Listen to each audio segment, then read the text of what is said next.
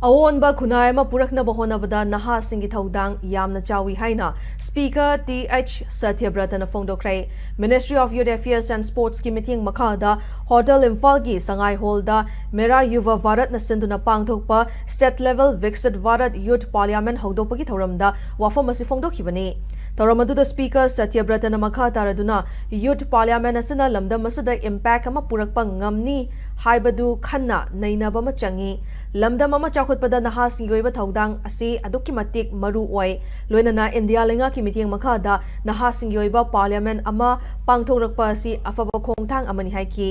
ngasi pangthokliba youth parliament asigidamal towan ba district singdagi naha chamapan henbana registration tawki makhoi sing adugi manungda naha homfutra manga khangatuna youth parliament adu pangthokpani Loinana Parliament asida haithoi singthoi ba Speaker hum khangatuna National Youth Parliament da saruk yana ba thagani hairi Toramaduda Mera Yuva Bharat ki State Director W Paulina Monsang Dr Danabir Laishram Manipur University ki South East Asian Studies ki HOD Professor Chinglen Maisnam su saruk yakhi Union budget in Thai masi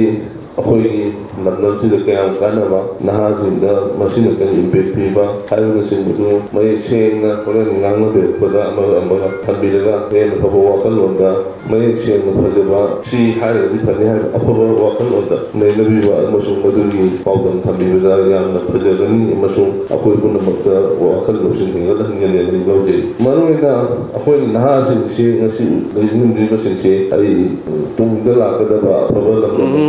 Yubi makongo manila lawje visit para ki matanda ano panbirami madu ako'y ko naman maduga tarang na